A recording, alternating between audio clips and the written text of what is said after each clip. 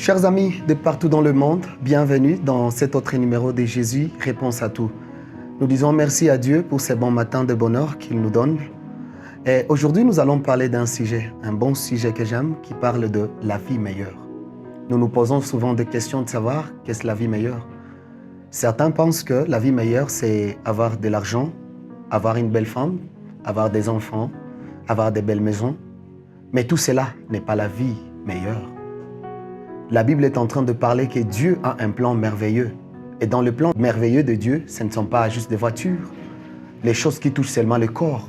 Mais Dieu envisage aussi la dimension de l'esprit. Voilà maintenant aujourd'hui, si tu veux connaître et savoir quelle est la vie meilleure, il y a 3 conditions qu'il faut connaître pour passer par une bonne vie qu'on appelle vie meilleure. Une vie meilleure, c'est celle qui est longue. Quand on parle de la longévité de la vie elle est meilleure. Une deuxième condition, il faut que la vie soit aussi abondante. Il faut qu'il y ait le moyen, il faut qu'il y ait de l'argent, il faut qu'il y ait tout pour que cette vie soit déclarée meilleure. Et aussi, il faut que cette vie soit basée sur une espérance, la confiance de demain. Voilà maintenant ce qui caractérise une vie meilleure. Si les 3 éléments sont réunis, vous direz que vous avez une vie meilleure. Ce n'est pas facile maintenant de passer par une vie qu'on a forgée seule par ses mains et dire qu'on entre dans une vie meilleure. Il y a maintenant 3 personnes que j'appelle de géants auxquelles vous devez vous familiariser et le faire des amis. La première personne, c'est le respect, l'obéissance, l'honneur. Voilà la première personne. La Bible dit dans Exode chapitre 20, le 12e verset, « Honore ton père et ta mère » ou « Respecte ton père et ta mère » pour que tes jours soient prolongés sur la terre que ton Dieu t'a donnée. Il n'y a pas 3 conditions, il n'y a pas 3 magies à faire pour avoir une longue vie. Il suffit juste de respecter les parents. Toute personne qui te dépasse en âge, respecte. Et là, Dieu te promet une longue vie. Ce n'est pas ton argent qui va te donner une longue vie. Ce ne sont même pas les gens à côté de toi. C'est ta famille. Personne, non. Personne ne peut te donner une longue vie. Mais juste le respect envers le parent. Et Dieu te promet une longue vie. Tu peux avoir une longue vie, mais une vie de misère. Maintenant, tu es passé par la porte de la longue vie. Tu as une longue vie sur terre. Maintenant, pour que cette vie soit bonne, heureuse, qu'il n'y ait pas trop de lamentation dans ta vie, tu dois ouvrir une deuxième porte où tu dois trouver ton deuxième ami à qui tu dois dire que je vais être ton ami. C'est l'abondance, la prospérité. Tout ce que tu vas entreprendre, que cela florisse, que cela avance. Mais il y a une seule condition. Offrez à Dieu. La Bible dit, amenez vos offrandes et vos dîmes dans la maison de Dieu.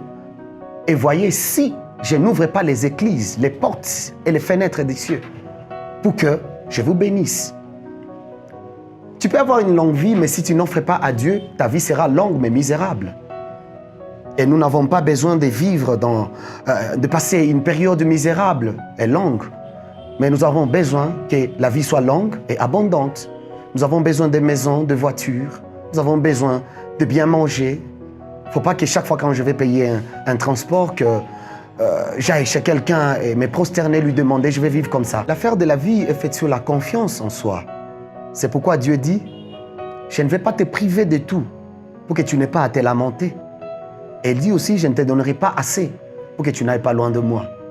C'est que Dieu sait que, bien qu'il nous a donné, il a prévu que nous ayons une vie longue sur terre, il veut que aussi cette longue vie soit prospère, abondante, qu'elle soit une bonne vie où nous allons rire chaque fois.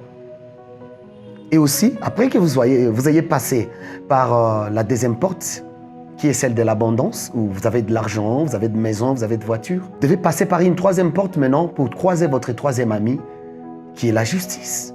Marchez selon la justice de Dieu et vous aurez la vie éternelle. Ce qui est dit dans Apocalypse chapitre 22, du 10e au 15e verset.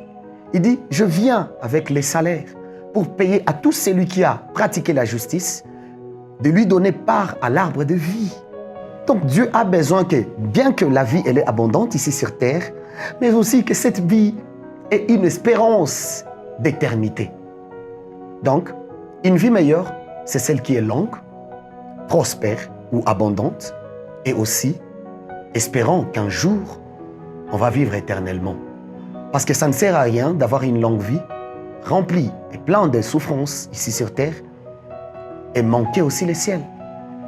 Ça ne sert à rien d'avoir une longue vie abondante et enfin manquer l'éternité de la promesse de Dieu.